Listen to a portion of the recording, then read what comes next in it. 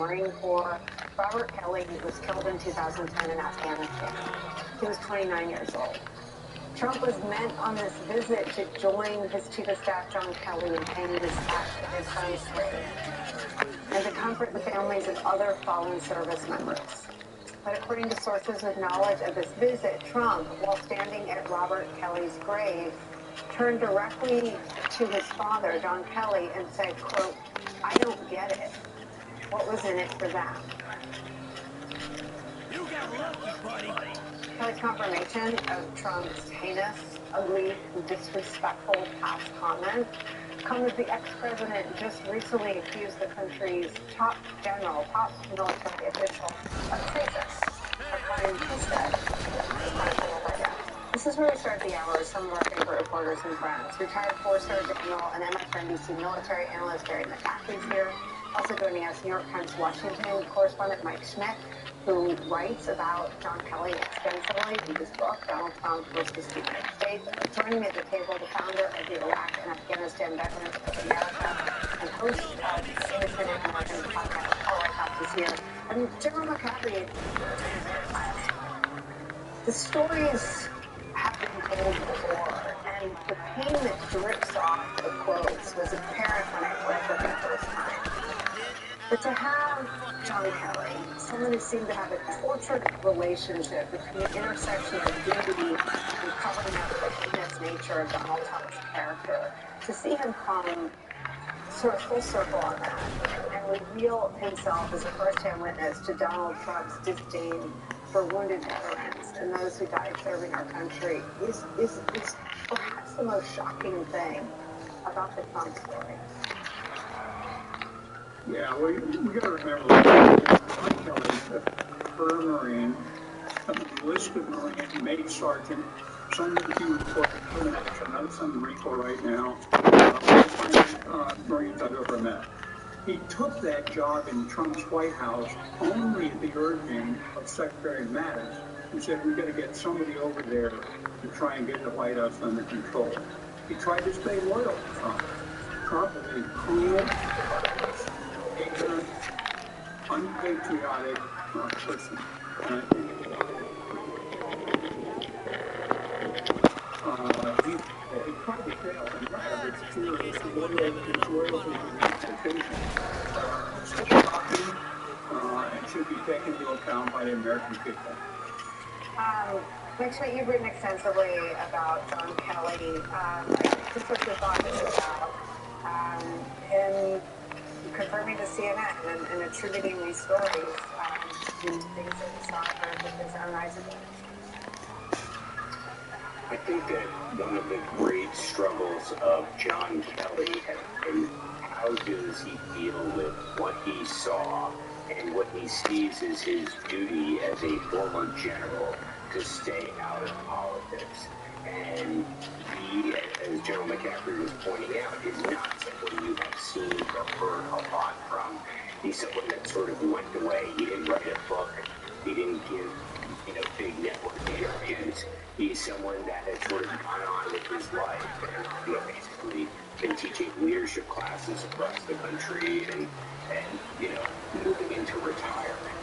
So for Kelly to do this, it's something that is extraordinary for himself, because he has long thought that he is a former Marine general, which he is, and that those people should not be thrown into the partisan winds of the moment. They shouldn't be used in politics. They shouldn't be weighing in on who's a better candidate for office. That they are really true to their own. Now, that discipline to the oath has led to a lot of criticism of Kelly, because people say, well, why did it take you so long to say something? Why didn't you speak up? Why now? And I think that Kelly, like a lot of global Trump officials, sees what they think is a massive threat of Trump coming back. And in the face of that, given all the things that have been said about Trump, my guess is that John Kelly said that it was worth it to sort of cross that line into weighing in publicly about something that that he knew would be gobbled up by the political winds of the moment. All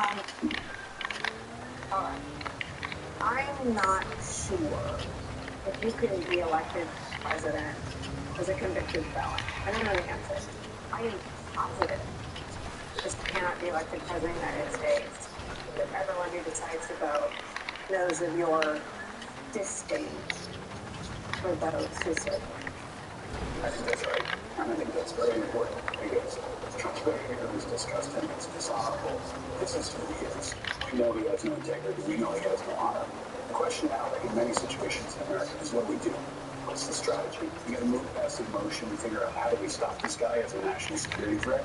And I think that's why this moment is so important, because Kelly, Milley, or others like Mattis or McMaster's, they can just release a statement to the news and go away and watch it on TV. They have to get in the arena. They have to tell us everything they know, to include everything to confidential documents and other indictments that are in play. And we have to stop them politically. They have to get in front of the cameras. They have to go on the campaign trail as necessary. And they have to stand in defense of the flag, stand in defense of our military. And I've said this before, I think to you and others, they can uniquely influence people who are on the fence. They can move independents, they can move people in swing states. And if the Democrats don't figure out how to weaponize this, they should do it themselves. So I'm going to continue talking directly to them. Generals, we need you. You can't just sit in the background. We need you in the arena. We need you pushing back. They can uniquely score points. And now is the time for them to do it.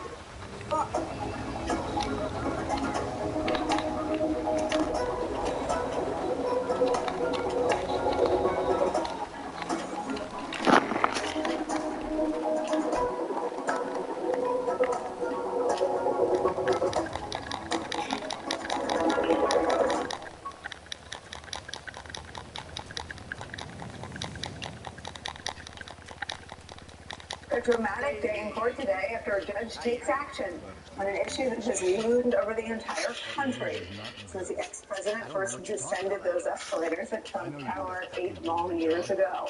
And that is, of course, his long-standing practice of threatening and wielding violent and dangerous rhetoric as a weapon against anyone who he perceives as standing in his way of anything, inevitably facing the potential for violence. Donald Trump now under a gag order, limiting what he can say about court staff in his New York civil court trial, was back in court this morning before he eventually left during a break.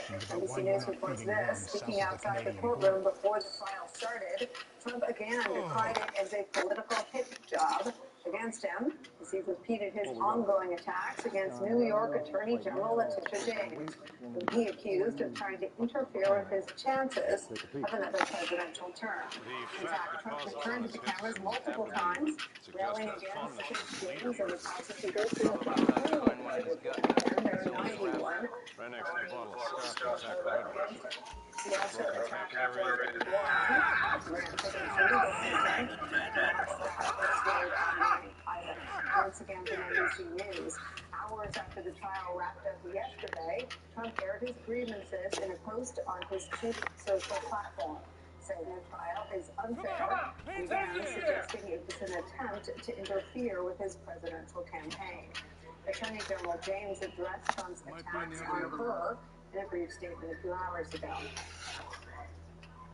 Mr. Trump's comments were offensive, they were baseless, they were void of any facts and/or any evidence. What they were comments that unfortunately fomented violence, comments that I would describe as race baiting, the comments unfortunately that appeals to the bottom of our humanity. Yes, this case was not simply because it was a case where individuals have engaged in a pattern and practice of fraud. I found the tapes for Ferdinand Caramel. It's on sources of black light. Definitely not your guy. Okay. The agency on the lower floor is on lockdown to prevent a leak. I got a guy who can cut the power to give you some help. But you'll have to get upstairs if you're going to get out. Fundraising style. Now we can continue to go forward with our trial, and we are confident that justice will be served. It's worth remembering that these remarks in a post from Trump that she's referring to come from an individual with one of the most powerful megaphones the world ever. As the New York Times reports, about Judge Guam's decision to impose this gag order. Quote, the judge spoke gravely Tuesday as he explained the terms of his order. He noted that while Trump had taken down the street social post about the speed bill, the former president's campaign had already sent a the power of Trump's remains a factor over the proceedings of two former Trump accountants. Donald Trump, who had previously testified filed financial Trump war using information Donald Trump's civil fraud trial rhetoric where we began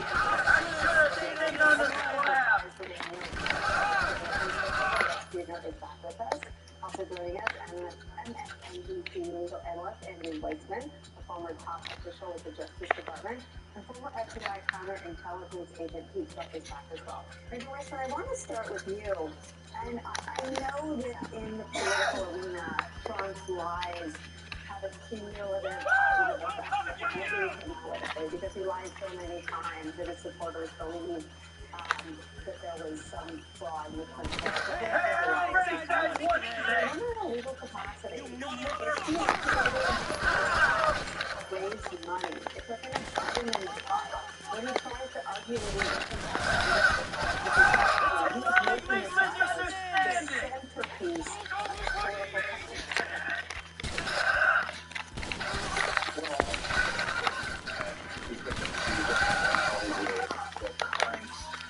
motions that he's made.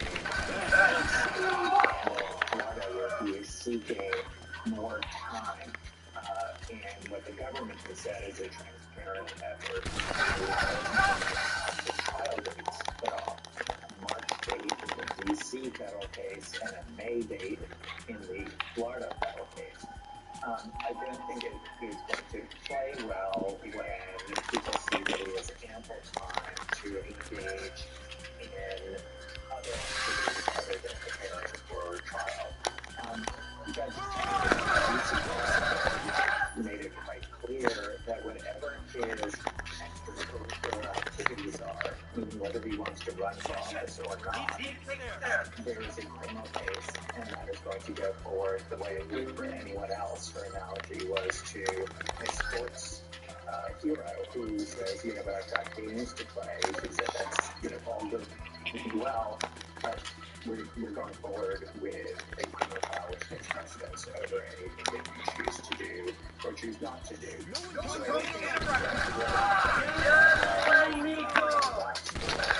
I think the much more salient and important issue is the continued rhetoric and whether this first gag order is sufficient as a sort of thrust back to measure the response to the threat of violence. We will know more about that on October 16th when there is a hearing on that issue in federal court in D.C.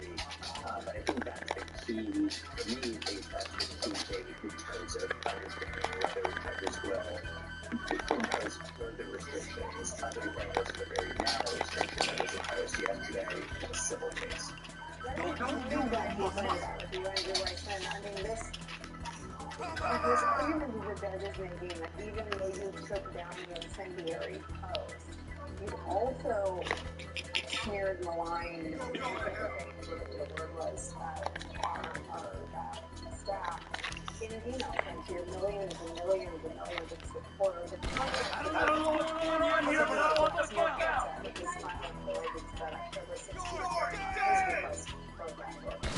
And Jack Smith writes this, quote, the defendant should not be permitted to obtain the benefits of his incendiary public statement and the ability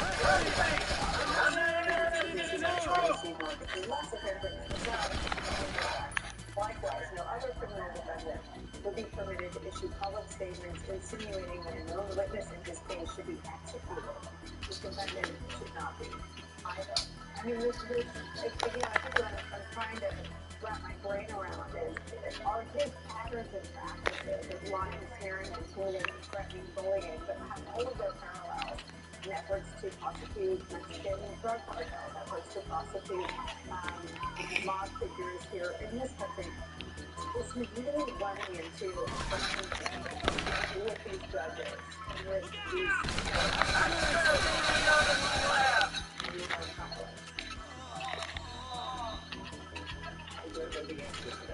that's why I do think that the street is going to be key. I think one way I look at that question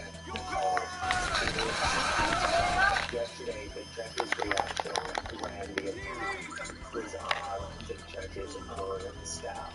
And I totally understand why the judge did, and I commend him for that.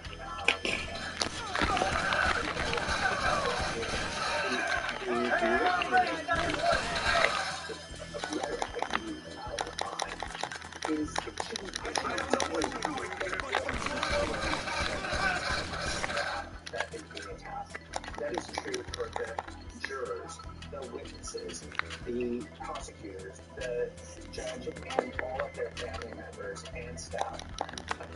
It shouldn't have to be that it's something so over the top that and it deals with somebody who's so defenseless that you have a judge.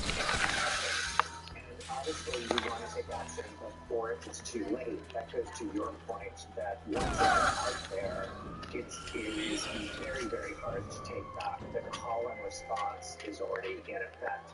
And let's just remember there are people who have been taking action in response to this. Whether they're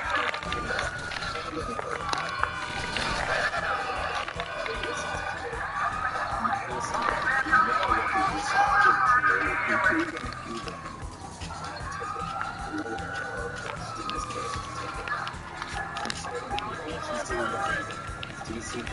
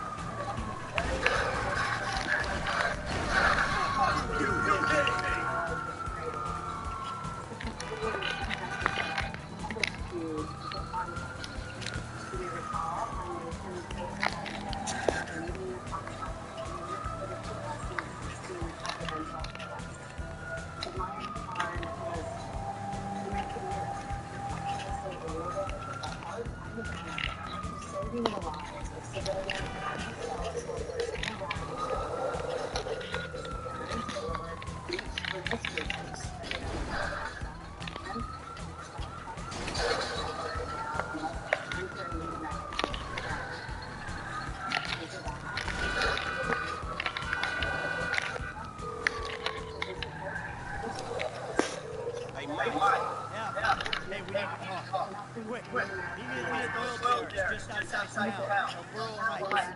And make sure you're not tailed. Man, that don't sound too good at all. Look, I'm on my way.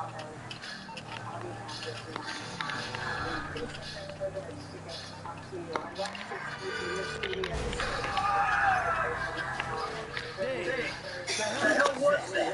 You know how many spooks I just ran into? I'm sorry. What's going on? There's a big target out there. Something in the shadows. The data and algorithm reading off the charts. Whoever finds the Bureau or the agency is going to get a big buck of funding. Like I care about your funding. I'm out. You're not. I need you to meet my boss. We'll be downtown in the plaza between the FIB and the IA buildings. The IA building. You fucking kidding me? I mean, I just have with those agency men? Relax. They won't be looking there. They never expected an inside job.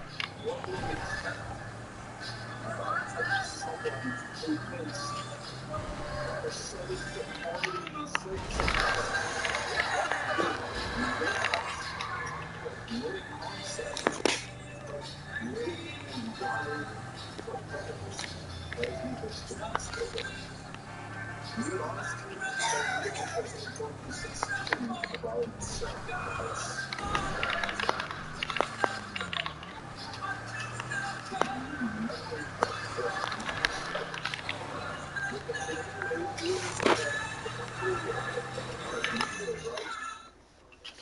Frankie, it's cool. We gotta get out of town. Well, I ain't exactly got nowhere to go. We're gonna take a trip. A long trip. What the fuck is going on? Vegas, right? Some continue to think otherwise. You know, I told you I knew people, vets, who looked like after me when I retired. You did? Yeah, I did. I mean, I think I did. I don't know. Shit, Jesus Christ, Frank. I got so many stories, I can't even keep them straight. I'm full of shit. Yeah, but you're full of shit got me a lot of paper. What's wrong with you? I made more money than I ever did, huh? Yeah, I mean, I'm a great thief. You know, it's the other shit that I ain't got figured out. So what's the deal, man? What's the deal with the girl? This clown, I mean, he's an okay guy. Sucker, we did a deal a long time ago. Didn't go quite the way it was supposed to go. Wrong guy got killed. So I had to go into kind of an informal witness protection program. He helped me. I didn't reveal any secrets of his. Everything was cool. The problem started when recently I became unrelenting. When he shows up, starts calling me favors, telling me to do shit. I mean, Frank, I'm working for the fucking feds. Fuck, man. Oh, fuck, man, yeah, and that ain't the worst part. I ever tell you about Trevor? Man, I don't think so. Well, Shit. if you only think so, then I wasn't being completely honest. He's hell walking on earth. That's what he is. Well, let's bury this motherfucker. Oh, yeah, good luck with that. Shit. And Trevor and I got a history. I mean, fucking I don't know history. what you talking about. Look, I've done a lot of things that I ain't proud of. And then also, that confirms our assessment that this person is incapable of leadership of a great country like the United States. What?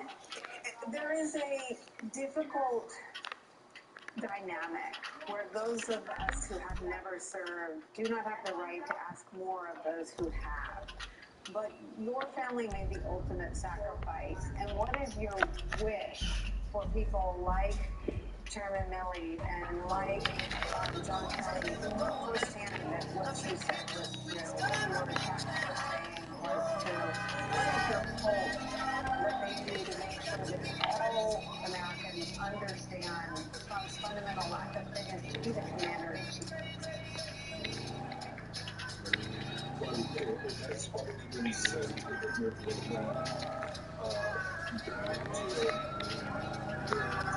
we need to stand for the cause that is so dear and near to us, our military generals are the true asset of this country, and they need to stand and they need to welcome and finally make sure that an individual like Trump is not even this close to the White House. I'm hopeful that they will know and they will speak effectively and they will speak with their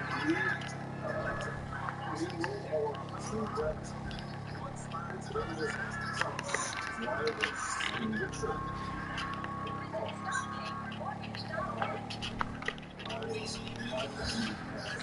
Gone through that. But we also know, answering this question this country, we also know that Trump has proved that he is strong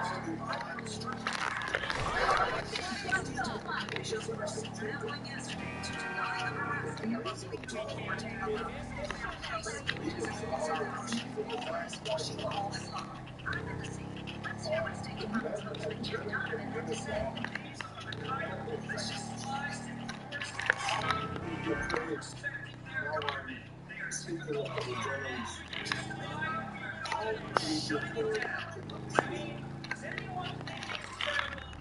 how can we be afraid to speak?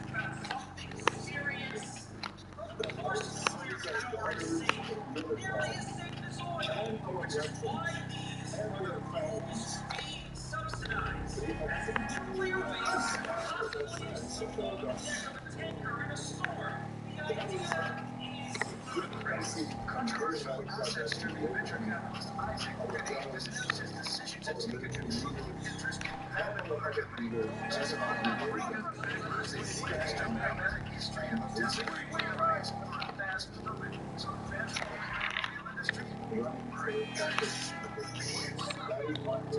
Rejection.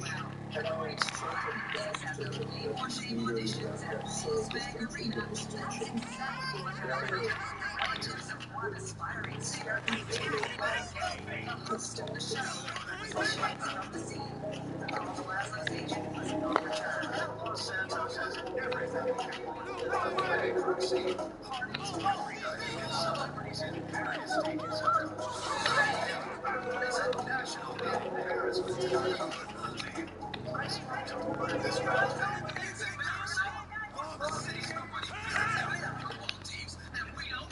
They should give us one of them. I missed the dinner. I want to welcome everyone here today.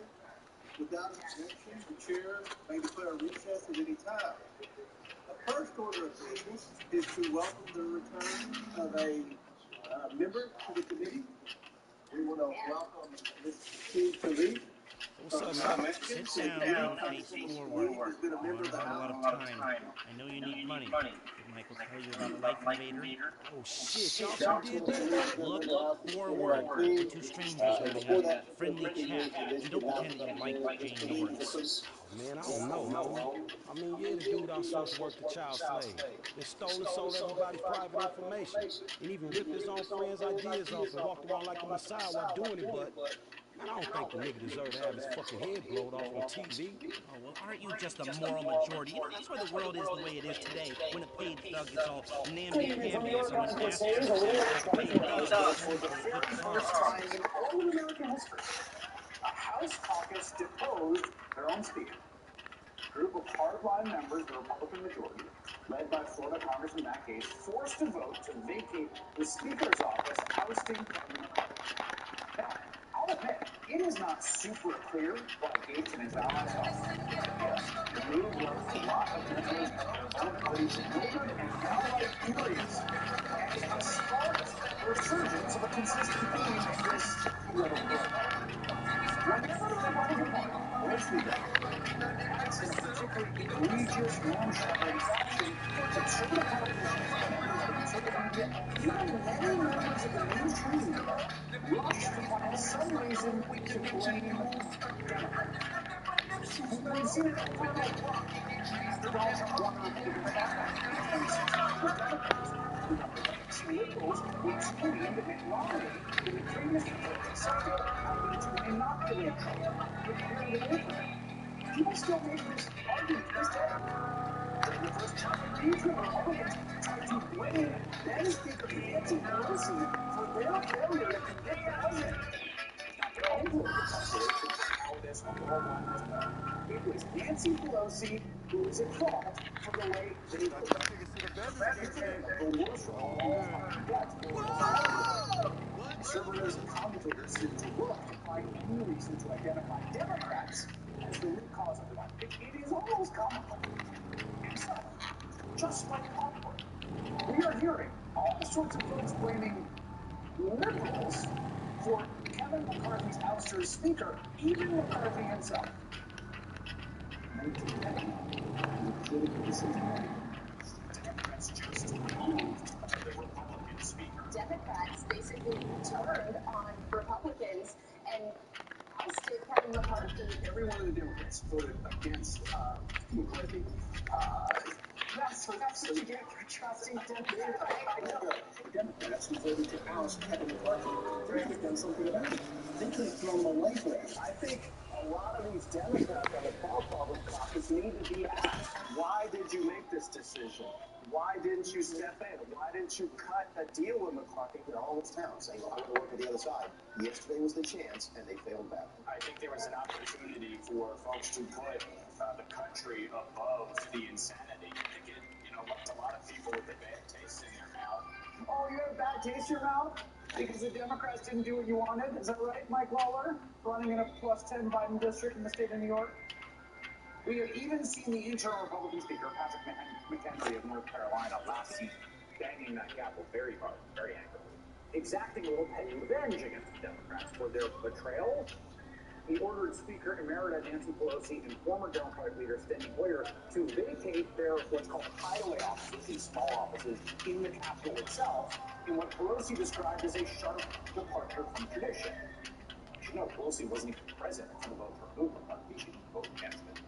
In San Francisco, for the funeral of the late Senator Dianne Feinstein.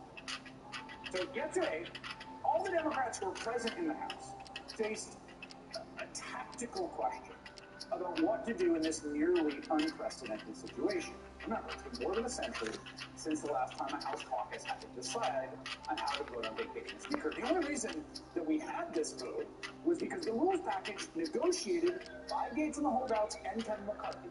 They created the conditions for the vote to happen in the first place. And we have certainly never seen this level of House dysfunction before. It's genuinely historic. And I'll say, there really were arguments on both sides about how Democrats Keep your eye on anything unusual. Let's see if we can get through one day without some wannabe hippie waving around but the those safety. arguments were arguments about how the Democratic caucus should exercise its electoral belief in the interest of those who hold a vote of trust. The idea that Democrats should have protected McCarthy for the good of the country is not acceptable. First of all, if Kevin McCarthy wanted Democrats to vote for him in this vote that only came about because of the rules package he negotiated, Kevin McCarthy, who's a big boy, could have tried to persuade Democrats to make a deal with him. That's the way politics works. He did not do that. In fact, he reportedly waited until the last minute to call the Democratic leader Hakeem Jeffries. And his allies said, pointedly, publicly and privately, that McCarthy was opposed to cutting any deals with them. But the even deeper issue at play, as one House Democratic staffer explained to the great thread today, was just basic trust. We did not trust Kevin McCarthy, and he gave us no reason to. He could have done so, and I suspect simply now, through fairly simple actions, he chose not to do. Democrats could not make a deal with Kevin McCarthy. They could not support the speakership because his word means nothing. They could not trust him. Keep in mind, McCarthy was already, instead of all, I mean, here's the secret. He was in the process of ripping up the biggest deal he ever made on the debt ceiling. Nothing was real Biden, and then folks in his caucus got mad about the deal, and he was about to go and clear-cut that deal, rip it up. There was no reason for Democrats to believe that he would not turn around and rip up another deal with them tomorrow. In fact, he had already promised his caucus that he would do that. So he had to be lying to someone, either lying to his caucus or lying to the Democrats to cut a deal with them. But he's lying to someone. What good would it do then to save McCarthy? And then, the next day, watching push forward impeachment of Joe Biden, massively cut social funding, put a whole bunch of awful poison legislation, steer the country into another shutdown? As Talking Points Journal founder Josh Marshall points out, Republicans' bad behavior and destruction is assumed in Washington. It is given. It's like gravity. Everyone knows and expects it. Everyone else has to work around it. That means that Democrats have to be the ones to figure out how to make the government work. Of course, the dysfunctional, misbehaving Republicans are all grown-ass adults with moral agency. Like, they're responsible for their actions. They make decisions. They can do good things or bad things. So I cannot quite believe this needs to be said. But the people to blame for Republicans blowing up their own speaker are Republicans.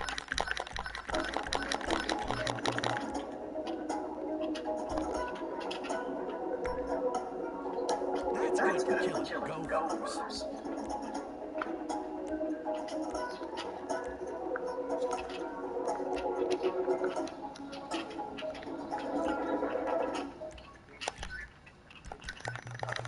That's a lot of cereal. And the price is going up everywhere. It's goodbye steaks full of cereal.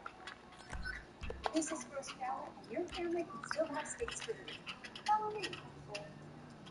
At First Carol, we have an amazing selection of meats, like beef, pork, chicken, all within your family's budget, even today. I love steak and chicken and pork chops. Sorry, not accepted.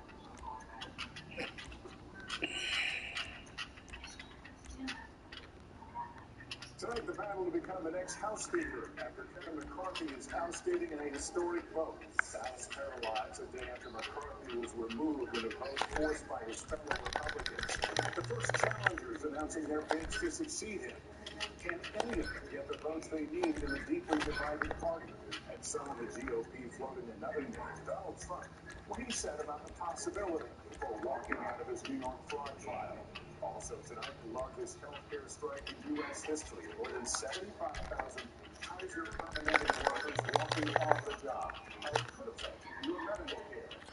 The mass shooting at Baltimore's Morgan State University. 5 wounded. The suspect or suspects still at large. Severe storms on the move in the south. Tracking tropical storm Philippe could it hit the east coast. The plane falling out of the sky, crashing into a home in Oregon. 2 killed. What we're learning. Opening statements in the trial. Damn. One-time crypto king now accused of billions in fraud. The suspect arrested in the 1996. I bet you be ready to use that. I can't even get out that door. The new evidence shown to the Oh, that battery looks like with Lester Holt.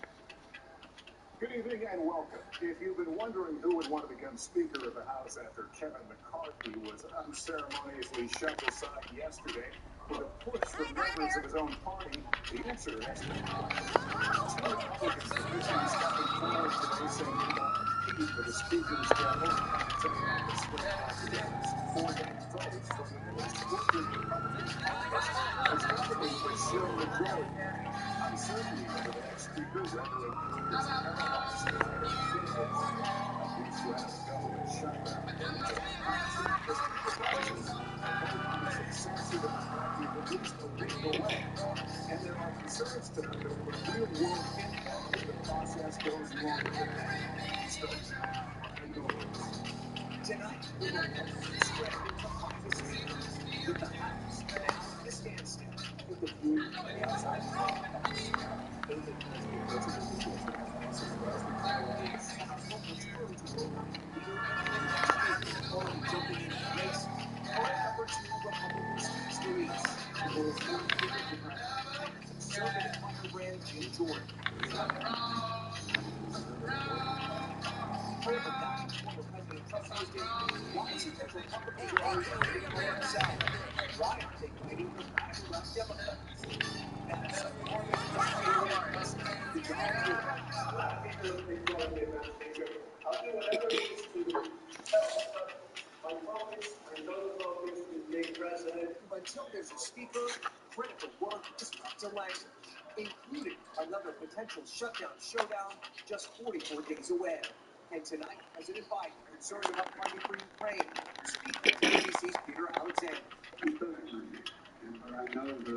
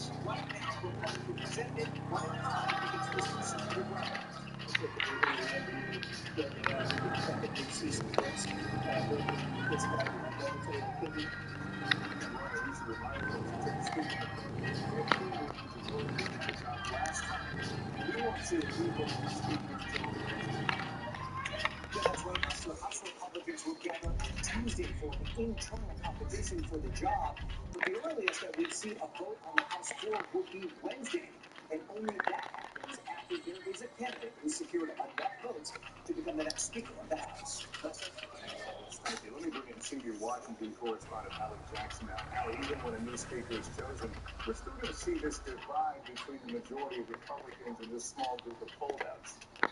Yeah, we sure are, Lester. That division that you're talking about, that's the reality for the next Speaker of the House there, especially if they keep this rule that lets just one member call for a vote to kick the Speaker out. And these so-called Republican rebels, politically, remember, they don't have much to lose. These are people you're seeing in solidly safe Republican seats. Some of their GOP colleagues are a lot more vulnerable in swing districts with margins that are a lot closer. If the next Speaker ends up putting the House too far to the right to placate their hardliners, those vulnerable Republicans could be at risk come 2024. That means, of course, that GOP control of the House could be at risk. They don't have a lot of wiggle room, as we know. The longer that this drags on, the more of a real-world impact you're going to see. A week without a speaker, okay, probably not make or break.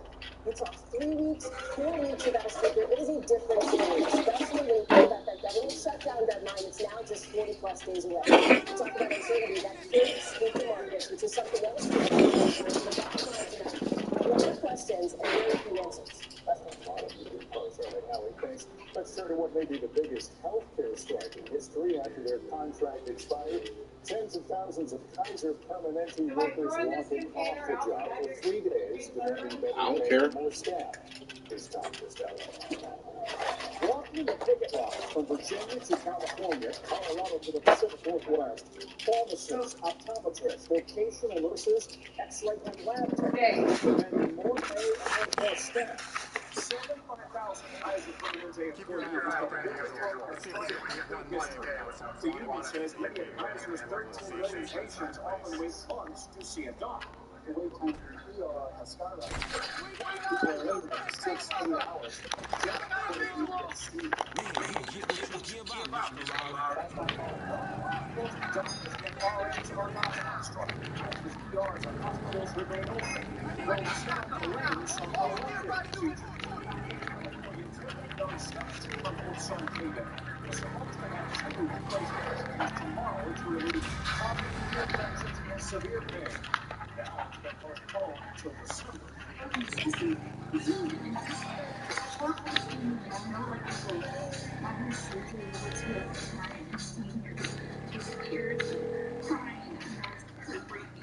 Hey, it's done. I know. Good work. All right, well, shit. Let me know about the next thing. Will do. But before that, I've got to tell you something. Our investment portfolio is getting a little successful, so I figured we needed some tangible assets, property. So we bought a house in the Vinewood Hills. Yeah, sure, man. Whatever. You know best about this shit. And we needed someone to live there for tax purposes, so some guys moving your stuff in. Oh, shit. Man, I don't want to hear that crazy ass number. Man, I don't know what the fuck to say, dog. Don't say anything, especially if Manifest comes to the door. I'm joking. That probably isn't going to happen. It's yours. Enjoy it. 3671 Whiskey Meadow Drive.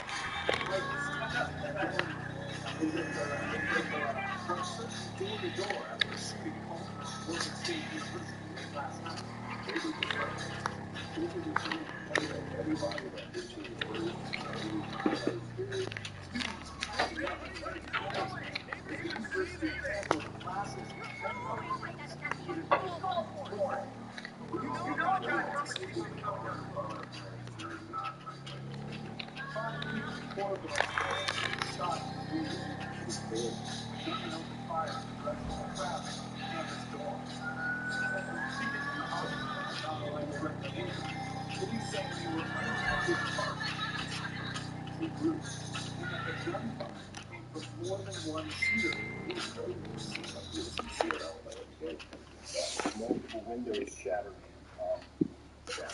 Made our officers believe possibly we had active shooter. Police initially responded by locking down the campus for hours before concluding there was no active shooter. University President David K. Wilson called the shooting a senseless act of violence and vowed that college will keep moving on. But this was the 3rd year in a row that Oregon State's homecoming was marred by a shooting incident. Some students' parents fed up. I think everyone has some great compliments. we don't feel secure enough with our students walking around campus. Can our police any closer tonight to arresting the leader of the suspect? Right say this. Baltimore police they're up and in leads, and students told us they got more reluctant to be there on campus. Lester, thank you. We're watching for dangerous weather tonight on the southern plains with severe thunderstorms possible in parts of Texas and southern Oklahoma. Dallas and Oklahoma City and West Texas for large hail, strong winds, and isolated tornadoes. Some areas could see as much as 5 or 6 inches of rain and flooding. And in the Atlantic, we're watching tropical storm Belize.